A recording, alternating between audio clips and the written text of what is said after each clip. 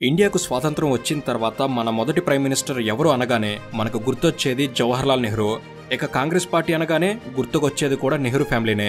Independence moment గురించి మనం చదువుకున్నప్పుడు మన చరిత్ర పుస్తకాలు ఎక్కువగా గాంధీ నెహ్రూ గార్ల గురించి చెప్పాయి. కానీ వీళ్ళు కాకుండా మనకు ఒక ఐరన్ మ్యాన్ ఉన్నారు. ఆయన వల్లే ఈ రోజు మనం ఇండియాని ఇలా ఒకటిగా చూస్తున్నాం. రాజుల్ని కాదని రాజ్యాలను కలుపుకొని ప్రజాస్వామ్య ప్రభుత్వాన్ని ఏర్పాటు చేయడం ఒక ఆయన వల్లే సాధ్యమైంది. ఆయనే మన భారతదేశపు మొదటి డిప్యూటీ ప్రైమ్ మినిస్టర్, మన మొదటి హోమ్ మినిస్టర్ అయిన సర్దార్ వల్లభాయ్ పటేల్ గారు. ఈయనొక కాంగ్రెస్ లీడర్ అయినా కూడా ఎందుకని బీజేపీ ప్రభుత్వం పటేల్కి ప్రపంచంలోనే ఎత్తైన విగ్రహాన్ని కట్టింది? అసలు ఆర్ఎస్ఎస్ సంస్థని నిషేధించాలి అన్న వ్యక్తికి ఆ సంస్థలో నుంచే వచ్చి ప్రధాని అయిన మన మోడీ గారు ఎందుకని అంత పెద్ద విగ్రహాన్ని నిర్మించారు? అసలు గాంధీ నెహ్రూలన్న కాదని పటేల్ గారికి ఎందుకని ఇంత గౌరవం దక్కింది? భారతదేశాన్ని ఒకే జాతిగా ఒకే జెండా కింద ఎలా నిలబెట్టారు ఆయన? రండి, చరిత్ర విస్మరించిన పటేల్ గారి పూర్తి జీవిత చరిత్రనే ఈ వీడియోలో మనం స్పష్టంగా తెలుసుకునే ప్రయత్నం చేద్దాం. చాలా విలువైన సమాచారం కలిగిన ఈ వీడియోని ఎండ్ వరకు మిస్ కాకండి. అండ్ మీకు నచ్చిన స్వాతంత్ర యోధులు ఎవరు? తప్పకుండా వారి పేరును కామెంట్ చేయండి. అండ్ ఇలాంటి మరెన్నో ఇన్ఫర్మేటివ్ వీడియోస్ని మీ కొరకు తెచ్చేందుకు మీ సపోర్ట్కి వీడియోకి జస్ట్ లైక్ చేయండి చాలు. సో ఇక లేట్ చేయకుండా let's get into the video.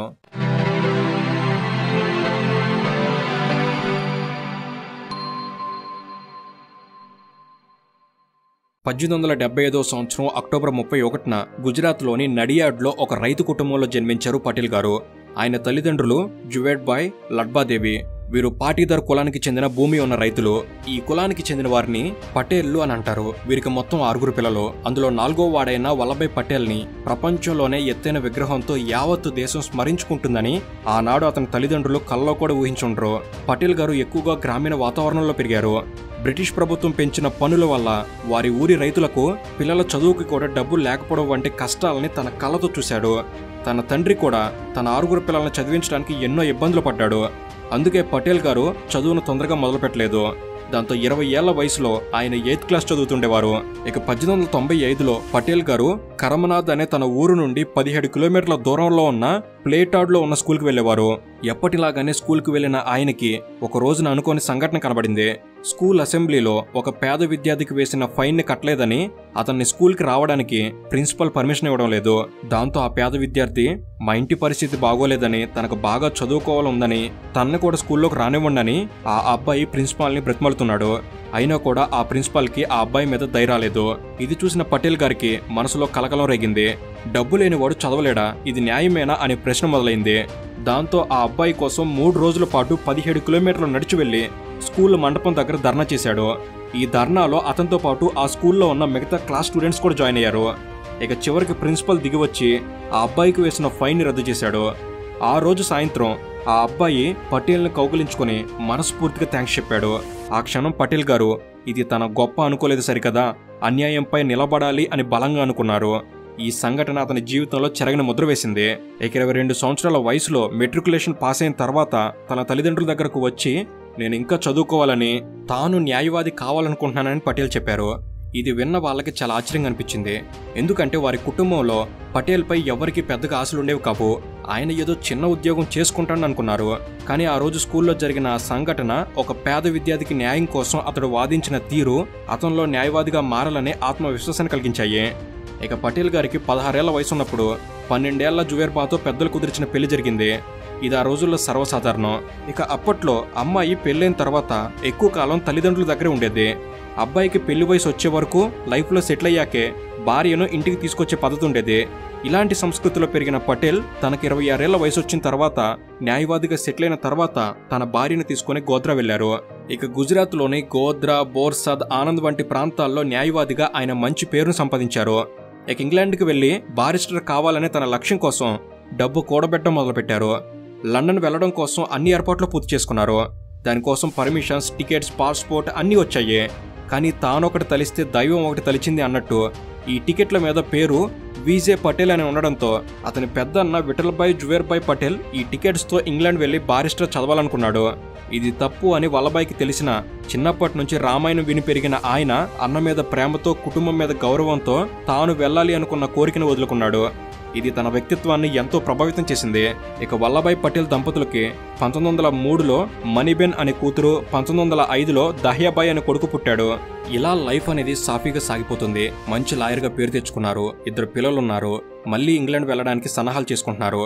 ఇంతలో 1908లో బుబోనిక్ ప్లేగ్ అనే మహమ్మారి గుజరాత్లో వ్యాపించగా అది తన ఫ్రెండ్కి వచ్చింది. ఆ వ్యాధితో తన ఫ్రెండ్ బాధపడుతున్నాడని, అతనికి ఎవరూ సహాయం చేయడం లేదని తెలిసిన పటేల్ తన ఫ్రెండ్ని ఆదుకోవడానికి వెళ్ళాడు. తన మిత్రునికి సేవ చేస్తున్న క్రమంలో తనకి కూడా ఆ వ్యాధి సోకింది. ఈ వ్యాధితో తన కుటుంబం ఇబ్బంది పడొద్దని తన కుటుంబాన్ని దూరం పెట్టి ఒక పాడుబడిన గుడిలో ఒంటరిగా కొంతకాలం ఐసోలేషన్లో ఉన్నారు. ఆ టైంలోనే ఆయనకి జీవితం పరమార్థం అర్థమైంది. ఉన్న ఒక్క జీవితాన్ని వేస్ట్ చేయకుండా ఒక లక్ష్యంతో బ్రతకాలి అని ఆయన నిర్ణయించుకున్నారు.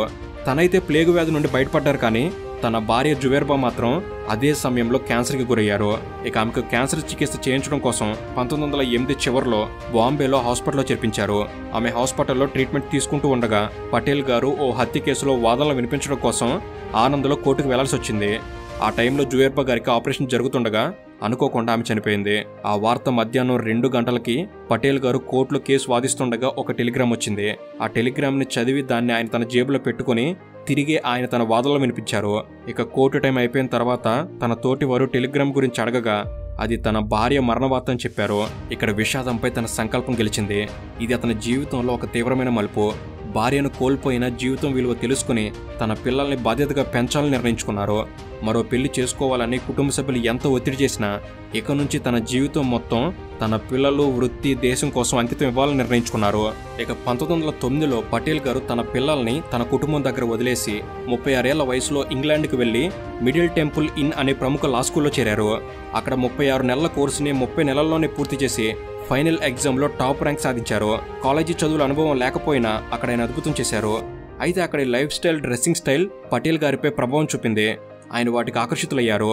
ఇంగ్లాండ్ నుంచి తిరిగి వచ్చిన తర్వాత మంచి వెస్ట్రన్ డ్రెస్సింగ్ స్టైల్, వైన్లు, బ్రిడ్జ్ గేమ్స్ అతని హాబీస్గా మారాయి. ఇక 40 ఏళ్ళు వచ్చేసరికి పటేల్ గారు అహ్మదాబాద్లో సక్సెస్ఫుల్ లాయర్గా ఉంటూ మంచి సంపాదన, ఇంగ్లీష్ లైఫ్ స్టైల్, పిల్లలకు మంచి చదువు ఇలా అన్ని సాధించారు. ఇలా చిన్నప్పుడు అన్యాయం గమనించడం నుంచి కుటుంబ సమస్యలు, వ్యక్తిగత త్యాగాలు, ఆత్మవిశ్వాసం, లైఫ్లో వచ్చిన సమస్యలను ఎదుర్కోవడం ఇలా ఒక్కొక్కటి అతని మనసుని బలంగా మార్చాయి. ఇవే అతన్ని ఒక దేశభక్తుడిగా, భారతదేశ నిర్మాణ శిల్పిగా మార్చాయి. ఇలా పటేల్ గారి జీవితం మళ్ళీ హాయిగా సాగుతున్న టైంలో 1916లో ఒకరోజు అహ్మదాబాద్ బారిస్టర్ క్లబ్లో బ్రిడ్జ్ ఆడుతూ సిగార్ తాగుతున్న పటేల్కి ఒక ఆహ్వానం వచ్చింది. అందులో ఏముందంటే గాంధీ అనే ఒక వ్యక్తి సమావేశంలో మాట్లాడుతున్నాడు, రావాలని. ఇక అది విన్న పటేల్ గారు కళ్ళు పైకెత్తకుండానే ఆఫ్రికా నుంచి వచ్చాడంట, వింత మనిషిలో ఉన్నాడంట, నాకు అలాంటి వాళ్ళతో పనిలేదు అన్నారు. అలా అనుకున్నప్పటికీ ఆ రోజు గాంధీ గారు మాట్లాడిన మాటలు పటేల్ గారి చెవిలో మారుమ్రోగాయి.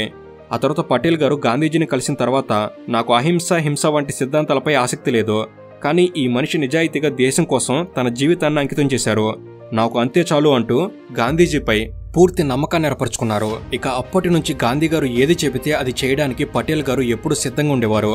పటేల్ గారు గాంధీ గారి సింపుల్ లైఫ్ స్టైల్, స్వాతంత్రం సాధించాలనే ఆయన నిబద్ధతను చూసి ముగ్ధుడయ్యారు. అలాగే గాంధీ గారు కూడా పటేల్ గారి సంస్థాగత నైపుణ్యం, ధైర్యం, ప్రజలను సమీకరించే సామర్థ్యాన్ని గుర్తించారు. ఇక పటేల్ గారు గాంధీ గారి సమక్షంలో భారత జాతీయ కాంగ్రెస్లో చేరి సత్యాగ్రహ ఉద్యమంలో కీలక పాత్ర పోషించారు. ఇక పటేల్ గారు అహ్మదాబాద్ మున్సిపాలిటీలో 1917 జనవరి 5న మొదటిసారి మున్సిపల్ కౌన్సిలర్గా ఎన్నికయ్యారు. తర్వాత 1922, 1924, 1927 సంవత్సరాల్లో మున్సిపల్ అధ్యక్షుడిగా ఎన్నికయ్యారు. ఆ సమయాల్లో పట్టణ అభివృద్ధిలో చాలా మార్పులు తీసుకొచ్చారు. విద్య, పారిశుద్ధ్యం, విద్యుత్, నీటి సరఫరా వంటి అంశాల్లో విప్లవాత్మక మార్పులు చేశారు. ఆయన మహిళలకు రాజకీయ హక్కులు కల్పించడానికి లైంగిక అర్హత, సెక్సువల్ డిస్క్వాలిఫికేషన్ అనే రూల్ని తొలగించడానికి కృషి చేశారు. 1926లో ఈ చట్టాన్ని రద్దు చేయించడానికి ఉద్యమించారు. ఇలా అహ్మదాబాద్ మున్సిపాలిటీలో పనిచేసిన సమయంలో పటేల్ గారు తన నాయకత్వ నైపుణ్యం, పరిపాలన అనుభవం చూపిస్తూ భవిష్యత్తు జాతీయ నాయకుడిగా ఎదగడానికి బలమైన పునాది వేసుకున్నారు. ఇక గాంధీ గారి నాయకత్వంలో నాన్ కో ఆపరేషన్ ఉద్యమం మొదలైనప్పుడు పటేల్ గారు పూర్తిగా ఉద్యమానికి అంకితమయ్యారు. బ్రిటిష్ వస్తువులను బహిరంగంగా దహనం చేసి తన పిల్లలతో కలిసి జీవితాంతం ఖాదీ ధరిస్తానని ప్రమాణం చేశారు. ఇక గుజరాత్లోని కేడా జిల్లాలో రైతులు వరదల కారణంగా పంటను నష్టపోయారు. అయినా కూడా బ్రిటిష్ ప్రభుత్వం అధిక పన్నులు విధించింది. గాంధీ గారి సూచనల మేరకు పటేల్ గారు ఈ ఉద్యమానికి నాయకత్వం వహించారు. రైతుల్ని కలుపుకొని పన్ను చెల్లించకూడదని ప్రోత్సహించారు. ఈ సత్యాగ్రహం విజయవంతమై బ్రిటిష్ ప్రభుత్వం పన్ను వసూళ్లను కొద్ది రోజుల పాటు నిలిపివేసింది. ఈ ఉద్యమంలో పటేల్ గారి నిర్వహణ నైపుణ్యం, గాంధీ గారి అహింస సిద్ధాంతం ఈ రెండిటి కలయికతో ఒక శక్తివంతమైన ఉద్యమంగా మారింది. ఈ ఉద్యమం గాంధీ పటేల్ బంధాన్ని మరింతగా బలపరిచింది. ఆ తర్వాత 1928లో గుజరాత్లోని బార్డోలి తాలూకా రైతులకి పంటలు పండకపోయినా సరే బాంబే ప్రెసిడెన్సీ ప్రభుత్వం పన్నుని 30% పెంచింది. దాంతో రైతులు పటేల్ గారిని ఆశ్రయించారు. వారి తరపున పోరాడడానికి పటేల్ గారు ఒప్పుకొని ఆయన ఈ ఉద్యమాన్ని అహింస మార్గంలో అందరూ ఒక్కతాటిపై ఉండే విధంగా ధైర్యంగా నడిపారు. ప్రభుత్వం ఎంతగానో వేధించినా పటేల్ గారి అండతో రైతులు వెనక తగ్గలేదు. చివరికి 1928లో పటేల్ గారు చర్చల ద్వారా ప్రభుత్వంపై విజయం సాధించారు. పన్ను పెంపును రద్దు చేశారు. గ్రామ అధికారులను తిరిగి నియమించారు. స్వాధీనం చేసుకున్న ఆస్తులు భూములు తిరిగిచ్చారు. ఈ టైంలోనే బార్డోలి గ్రామ మహిళలు వల్లభాయ్ పటేల్ గారి అసాధారణ నాయకత్వం చూసి సర్దార్ అనే గౌరవ బిరుదును ఆయనకిచ్చారు. ఈ బిరుదు ఆయన జీవితంలో ఓ మలుపును తీసుకొచ్చింది. ఆయన అప్పటి నుండి దేశవ్యాప్తంగా సర్దార్ వల్లభాయ్ పటేల్గా పాపులర్ అయ్యారు. ఇక స్వాతంత్ర ఉద్యమంలో గాంధీ గారి పటేల్ గారి పరిచయం ఒక గొప్ప స్నేహానికి సహకారానికి దారితీసింది. ఇది భారత స్వాతంత్రోద్యమంలో కీలక పాత్ర పోషించింది. ఖేడా, బర్దోరి, ఉప్పు సత్యాగ్రహం, క్విట్ ఇండియా ఉద్యమం వంటి అనేక ముఖ్యమైన ఉద్యమాల్లో వారి ఉమ్మడి ప్రయాణం భారతదేశ చరిత్రలో ఒక శాశ్వతమైన ముద్ర వేసింది. గాంధీ గారి ఆదర్శవాదం, పటేల్ గారి ఆచరణాత్మక నాయకత్వం కలిసి భారత స్వాతంత్ర పోరాటానికి అపూర్వమైన శక్తిని అందించాయి. ఇక 1946-47లో భారత్ స్వాతంత్రానికి అంచుల్లో ఉంది. కానీ దారిలో పెద్ద అడ్డంకి వచ్చింది. అదే దేశ విభజన. అయితే పటేల్ గారే భారత కాంగ్రెస్ నాయకుల్లో పార్టీషన్ని మొదటగా అంగీకరించిన వ్యక్తి. దీనికి కారణం కలిసి ఉండడం కంటే విడిపోతేనే అది దేశానికి తక్కువ నష్టాన్ని తెస్తుందని భావించారు. ఆయన ఈ నిర్ణయానికి మద్దతు తెలపడానికి గల కారణాలను గమనిస్తే ముస్లిం లీగ్ నాయకుడు మొహమ్మద్ అలీ జిన్నా ముస్లింలకు ప్రత్యేక దేశం కావాలన్న విభజన వాదంతో ముందుకొస్తున్నాడు. దీన్ని ఆపలేని పరిస్థితుల్లోనే పటేల్ గారు ఇక పార్టీషన్ అవసరమే అని అనుకున్నారు. జిన్నా నిర్వహించిన డైరెక్ట్ యాక్షన్ డే ఉద్యమం వల్ల దేశవ్యాప్తంగా మత కలహాలు, హింసాత్మక సంఘటనలు చోటు చేసుకున్నాయి. 1947లో బెంగాల్, పంజాబ్లో తీవ్ర హింస జరిగింది. ఇది పటేల్ని పార్టీషన్ వైపు మరింత నడిపింది. జిన్నాకు ముస్లిం ప్రజల మద్దతు బలంగా ఉంది. కాబట్టి ఆయనతో నేరుగా తలపడితే దేశం మొత్తం హిందూ ముస్లిం సివిల్ వార్లోకి జారిపోతుందన్న భయం పటేల్ గారికి అర్థమైంది.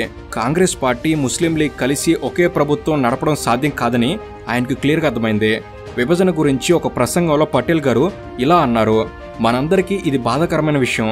ఎవరూ దేశ విభజన ఇష్టపడరు. కానీ మన ముందున్న దారులు ఒక విభజన లేక అనేక విభజనలా. మనం వాస్తవాలను స్వీకరించాలి, భావోద్వేగాలకు లోనవ్వకూడదని అన్నారు. ఇక కేబినెట్ మిషన్ ప్లాన్ మీద పటేల్ గారికి పూర్తిగా నమ్మకం పోయింది. 9 నెలల అధికార అనుభవం తర్వాత ఆ ప్లాన్ ద్వారా దేశానికి మేలు జరగదని అనుకున్నారు. ప్రభుత్వంలోని చాలా మంది ముస్లిం అధికారులు కూడా ముస్లిం లీగ్కే పనిచేస్తున్నారని పటేల్ గారు గమనించారు. పంజాబ్, బెంగాల్లో ఇప్పటికే ప్రాక్టికల్గా పాకిస్తాన్ ఏర్పడిపోయింది. అలాంటి పరిస్థితిలో లీగ్కి బాధ్యత కలిగించేందుకు లీగల్గా పాకిస్తాన్ ఇవ్వడమే మంచిది అని ఆయన ఖచ్చితంగా చెప్పారు. చివరకు ఆయన మనకు భారతదేశంలో 75-80% వరకు భాగం ఉంది. దాన్ని మన తెలివితో బలంగా నిర్మించాలి. స్వాతంత్రం వస్తుంది, ఇప్పుడు ముందుకు సాగడం అవసరం అని విభజనకు గాంధీ గారితో పాటు మిగతా కాంగ్రెస్ సభ్యులను కూడా ఒప్పించారు. సర్దార్ పటేల్ గారు విభజనని మనస్ఫూర్తిగా అంగీకరించలేదు. కానీ దేశంలో అంతరాయం తలెత్తకుండా పెద్ద ఎత్తున హింసను తప్పించేందుకు, స్వాతంత్రాన్ని రక్షించేందుకు ఆయన ఈ నిజాన్ని ఒప్పుకున్నారు. ఇది ఒక నాయకుడిగా ఆయన తీసుకున్న బాధ్యతారూపమైన దురదృష్టితో కూడిన నిర్ణయం. ఇక 1946-47 నాటికి స్వాతంత్రం వస్తున్న చివరి రోజుల్లో బ్రిటిష్ వాళ్ళు ఇంటరిమ్ గవర్నమెంట్ అంటే తాత్కాలిక ప్రభుత్వ ఏర్పాటుకి సిద్ధమయ్యారు. దీనికి నాయకత్వం వహించే కాంగ్రెస్ అధ్యక్షుడే భవిష్యత్తులో భారత తొలి ప్రధానిగా మారతాడని అందరికీ అర్థమైంది. కాంగ్రెస్ పార్టీ నిబంధనల ప్రకారం అధ్యక్షుడిని ఎన్నుకోవాలంటే ప్రాంతీయ రాష్ట్ర కమిటీలు తమ అభిప్రాయాన్ని తెలియజేయాలి. 15 ప్రాంతీయ కమిటీల్లో 12 కమిటీలు పటేల్ పేరును ప్రతిపాదించాయి. నెహ్రూ పేరుని ఒక్క కమిటీ కూడా అధికారికంగా ప్రతిపాదించలేదు. అంటే కాంగ్రెస్ పార్టీ పెద్దలంతా పటేల్ని ప్రధాని అభ్యర్థిగా కోరారు. కానీ నెహ్రూ ప్రధానమంత్రి అయ్యారు. ఎలా?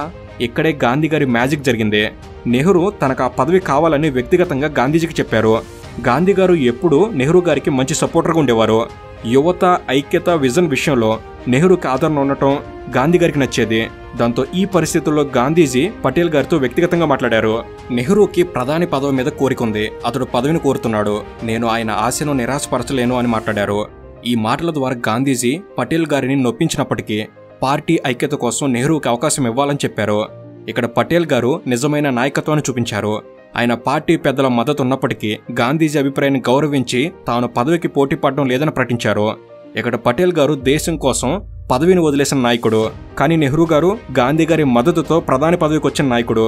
దీని ఫలితంగానే జవహర్లాల్ నెహ్రూ భారతదేశపు తొలి ప్రధానిగా అయితే సర్దార్ పటేల్ గారు ఉప ప్రధానిగా అలాగే మొదటి హోంమంత్రిగా మిగిలారు. ఇక గాంధీజీ రాజకీయ పదవుల నుంచి తప్పుకొని పార్టీకి మార్గదర్శకుడిగా మిగిలిపోయారు. ఇక్కడ పటేల్ గారు ఎంతో పెద్ద మనసుతో తన పదవిని వదిలేసి దేశానికి ఏ విధంగా కావాలంటే అలా సేవ చేయడానికి తయారయ్యారు. ఇది నిజమైన నాయకుడికి ఉండే లక్షణం. ఇక 1947 ఆగస్టులో దేశం స్వాతంత్రం పొందిన తర్వాత ముందున్న భయంకరమైన పని రాష్ట్రాల ఏకీకరణ. 1947లో ఉన్న భారతదేశం ఇప్పుడున్న దేశంలో లేదు. అప్పట్లో 565 స్వతంత్ర రాజ్యాలుండేవి. ప్రతి రాచరిక రాజ్యం వేరేలా ఉండేది. మనం మాట్లాడే భాష, నమస్కరించే దేవుడు, వేసుకునే బట్టలు, తినే భోజనం ఇలా ప్రతి ఒక్కటి వేరేలా ఉండేది. అన్నిటికి మించి ప్రతి రాజ్యానికి లేదా రాష్ట్రానికి ఒక రాజు ఉండేవాడు. ఆయన తన రాజ్యంలో సంపూర్ణ అధికారంతో పాలించేవాడు. ఇప్పుడు ఒకసారి ఊహించుకోండి, మీరే ఒక రాజు. ఒకడు మీ దగ్గరకు వచ్చి రేపటి నుంచి మీరు మీ రాజ్యాన్ని వదిలేసి సాధారణ పౌరుడిగా మారాలని చెప్తే ఎవరైనా ఒప్పుకుంటారా? అస్సలు ఒప్పుకోరు. స్వాతంత్రం ఇచ్చే ముందు రాజ్యాలన్నీ కలిసిపోవడానికి రాజులు ఒప్పుకోరు అని బ్రిటిష్ వాళ్ళు కూడా బలంగా అనుకున్నారు. కానీ ఒకే ఒక్క వ్యక్తి ఈ అసాధ్యాన్ని సాధించేశాడు. ఆయనే సర్దార్. భారతదేశపు తొలి హోంమంత్రిగా రాష్ట్రాల ఏకీకరణ అనేది చాలా కష్టమైన పని. ఇందుకోసం పటేల్ గారు ఆయనకి హెల్ప్గా ఉన్న విపి మేనన్తో కలిసి ఓ చిన్న విమానంలో భారత్ అంతటా తిరుగుతూ ప్రతి రాజును కలిసి మాట్లాడారు. భారతదేశంతో కలిసిపోవాలనుకున్న రాష్ట్రాలు భారత ప్రభుత్వ ఆధీనంలోకి వచ్చాయి. రహదారులు, రైల్వేలు, పోస్టల్ వ్యవస్థ అన్నీ కేంద్ర ప్రభుత్వం నిర్వహించాల్సి వచ్చింది. దీని అర్థం ఏంటంటే ఆ రాజులు ఇకపై రాజులు కాదు, భారతదేశపు సాధారణ పౌరులే. ఇది సాధించడానికి పటేల్ గారు చాలా ప్రయత్నాలు చేశారు. చాయ్ పార్టీలు ఏర్పాటు చేశారు. రాజుల్ని తన ఇంటికి ఆహ్వానించారు. తానే వారి దగ్గరకు వెళ్లారు. కొంతమందికి నచ్చేలా మాట్లాడారు. భారతదేశంతో కలవకపోతే ఏం జరుగుతుందా అని కొంతమందిని హెచ్చరించారు. ఇంకొంతమందికి మంచి అనుకూలమైన ఒప్పందాలు కూడా ఇచ్చారు. ఉదాహరణకి రాజుల సంతతికి కొంతవరకు ఆదాయం ఇవ్వడం వంటివి. ఎక్కువగా ఆయనే రాజులకి దేశభక్తిని కలిగించారు. రాజులు మన దేశంలో నమ్మకంతో కలిసిపోవాలని పటేల్ గారు అనుకున్నారు. ఆయా రాజ్యాలు స్వచ్ఛందంగా భారతదేశంలో కలిసిపోవడానికి ఓ నిర్ణయం తీసుకోవడానికి ఆయన ఒక గడువు కూడా పెట్టారు. ఇలా కలిసిపోవడానికి చాలా రాష్ట్రాలు అంగీకరించాయి. కానీ కేవలం 3 రాష్ట్రాలు మాత్రమే భారతదేశంతో కలవడానికి ఒప్పుకోలేదు. ఇవే పటేల్ గారి దృష్టిలో అత్యంత కీలకమైన ప్రాంతాలు. అవే 1 జమ్మూ కాశ్మీర్, 2 జునాగఢ్, 3 హైదరాబాద్. వీటిలో జునాగఢ్ పటేల్కి చాలా ముఖ్యమైనది. ఎందుకంటే అది ఆయన సొంత రాష్ట్రమైన గుజరాత్లో ఉంది. అక్కడే ప్రసిద్ధిగాంచిన సోమనాథ దేవాలయం ఉంది. కానీ జునాగఢ్ జిల్లా నవాబు ఈ ప్రాంతం పాకిస్తాన్కి చాలా దూరంగా ఉన్నప్పటికీ పాకిస్తాన్లో కలపాలనుకున్నాడు. అప్పుడు పటేల్ గారు డిప్లొమాటిక్గా భారత సైన్యాన్ని ఉపయోగించి పాకిస్తాన్లో జునాగఢ్ కలవడాన్ని రద్దు చేయమని డిమాండ్ చేశారు. చాలా కష్టపడిన తర్వాత నవాబ్ ఇక వెనక పాకిస్తాన్కి పారిపోయాడు. ఇక భారత సైన్యం జునాగఢ్ని తమ ఆధీనంలోకి తీసుకుంది.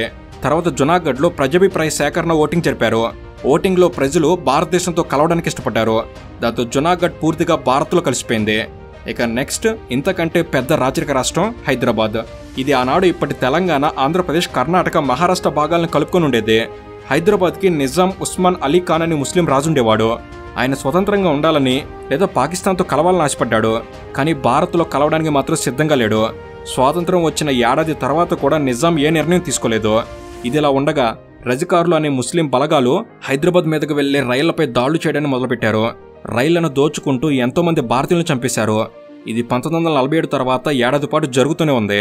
అసలు హైదరాబాద్ని స్వతంత్రంగా వదలటం భౌగోళికంగా అసాధ్యం. ఇది దేశంలో పెద్ద భాగాన్ని తీసుకుపోతుంది. అంతకంటే ముఖ్యంగా ఇది ఉత్తర భారతాన్ని దక్షిణ భారతం నుంచి వేరు చేస్తుంది. దాంతో మనం దక్షిణ భారతాన్ని పూర్తిగా కోల్పోయే ప్రమాదం ఉంది. ఇది తెలుసుకున్న పటేల్ గారు స్వతంత్ర హైదరాబాద్ అనేది ఓ ప్రమాదకర ఆలోచన అని చెప్పారు. కానీ నెహ్రూ మాత్రం సైనిక చర్యలకు సిద్ధంగా లేరు. ఆయన శాంతి, అహింసలను నమ్మేవారు. కానీ పరిస్థితి చేదాటిపోవడంతో 1948 సెప్టెంబర్లో ఇంకా మాటలకే పరిమితమై ఉండకుండా ఏదైనా చేయాలని పటేల్ గారు నెహ్రూ గారిని బలంగా నమ్మించొప్పించారు. అయినా నెహ్రూ గారు స్వయంగా ఆదేశాలు ఇవ్వడానికి ముందుకు రాలేదు. ఇక ఆయన యూరప్ పర్యటనకు వెళ్ళిపోయారు.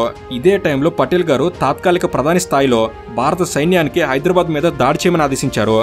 కేవలం 4 రోజుల్లోనే భారత సైన్యం హైదరాబాద్ని అదుపులోకి తీసుకుంది. ఇలా చివరికి హైదరాబాద్ కూడా భారత యూనియన్లో విలీనమైంది. ఇక ఇప్పుడు ఒకే ఒక రాష్ట్రం మిగిలింది, అదే జమ్మూ అండ్ కాశ్మీర్. ఈ విషయంలో నెహ్రూ స్వయంగా బాధ్యత తీసుకున్నారు. కానీ అది దేశానికి శాశ్వత సమస్యగా మారిపోయింది. నెహ్రూ పాలనలోనే పాకిస్తాన్, చైనాల దాడితో మన దేశంలోని చాలా ప్రాంతాలు కోల్పోయాం. ఇలా 565 సంస్థానాలని భారత యూనియన్లో చేర్చిన నాయకుడే సర్దార్ వల్లభాయ్ పటేల్. వెలుతురు చీకట్ల మధ్య పయనించిన భారతదేశం ఒక సమైక్యమైన దేశంగా నిలిచే అవకాశం వచ్చినప్పుడు ఆ భారం ఎక్కువగా పటేల్ గారిపైన పడింది. ఆయన ఎప్పుడూ కూడా భావోద్వేగాలకు లోను కాకుండా వాస్తవ పరిస్థితులను అర్థం చేసుకుని స్పష్టమైన లక్ష్యాలతో ప్రాక్టికల్ నిర్ణయాలు తీసుకోవడమే ఆయన వ్యూహంగా చెప్తుంటారు. చెక్కు చెదరని ధైర్యంతో దృఢ సంకల్పంతో భారతదేశాన్ని అంతటినీ ఒకే జాతిగా ఒకే జెండా కిందకు తీసుకొచ్చినందుకు ఆయన మన దేశ ఐరన్ మ్యాన్ అయ్యారు. ఒక సాధారణ రైతు కుటుంబం నుండి వచ్చిన మనిషి అయినా ఆయన నడక, మాట, నడవడిక దేశ రాజకీయ చరిత్రను మార్చగల సామర్థ్యం ఉన్నవాడిగా ఆయన నిలబెట్టాయి. దేశ ప్రజల కోసం తన జీవితాన్ని అంకితం చేసిన గొప్ప మనిషే మన ఈ ఐరన్ మ్యాన్. ఇలా దేశ స్వాతంత్రం కోసం ఎంతో పోరాటం చేసి యావత్తు దేశాన్ని ఏకం చేసి ఇక సెలవు అంటూ 1950 డిసెంబర్ 15న వల్లభాయ్ పటేల్ గారు కన్నుమూశారు. ముంబైలో పెద్ద ఎత్తున ప్రభుత్వ లాంఛనాలతో ఆయన అంత్యక్రియలు నిర్వహించారు. వేలాదిగా ప్రజలు, స్వాతంత్ర సమరయోధులు, దేశ విదేశీ రాజకీయ నాయకులు ఆయనకు నివాళులర్పించారు. ఆయన మరణాంతరం 1991లో భారత ప్రభుత్వం వల్లభాయ్ పటేల్ గారి సేవలను గుర్తించి భారతరత్న బిరుదును ప్రకటించింది. ఇది సర్దార్ వల్లభాయ్ పటేల్ గారి కథ. ఇది ఒక నాయకుడి గాథ మాత్రమే కాదు, ఇది నిస్వార్థమైన సేవ, సంకల్పం, ధైర్యం, దేశ ప్రేమ, న్యాయం కోసం నిలబడిన మనిషి కథ. ఆయన మాటల్ని కాదు, చేతల్ని దేశం గుర్తించింది. అందుకే భారతదేశం అతనికి ప్రపంచంలోనే అతి పొడవైన విగ్రహాన్ని అంకితంగా నిర్మించింది. అదే స్టాట్యూ ఆఫ్ యూనిటీ. ఇది ఏకత్వానికి గుర్తు. దీని ఎత్తు 182 మీటర్లు. గుజరాత్లోని నర్మదా నది తీరంలోని సాధుబేట్ అనే చిన్న దీవిలో దీన్ని నిర్మించారు. ఈ విగ్రహాన్ని భారత ప్రధానమంత్రి శ్రీ నరేంద్ర మోడీ గారు 2018 అక్టోబర్ 31న అత్యంత ఘనంగా ఆవిష్కరించారు. సో ఇది ఫ్రెండ్స్ మన ఉక్కు మనిషి యొక్క గొప్పతనం. పటేల్ గారిపై మీకున్న అభిప్రాయం ఏమిటి? తప్పకుండా కామెంట్స్లో తెలపండి. అండ్ ఇలాంటి మరెన్నో ఇన్ఫర్మేటివ్ వీడియోస్ని మీ కొరకు ఇక్కడ నుంచి వెంటనే తీసుకురాబోతున్నాం. ప్రతి ఒక్కటి మీ వరకు చేరేందుకు, ఏది మిస్ కాకుండా ఉండేందుకు తప్పకుండా మన తెలుగు నాలెడ్జ్ సబ్స్క్రైబ్ చేసుకుని బెల్ని రెడీగా పెట్టుకోగలరు. Thank you for watching. Have a good day.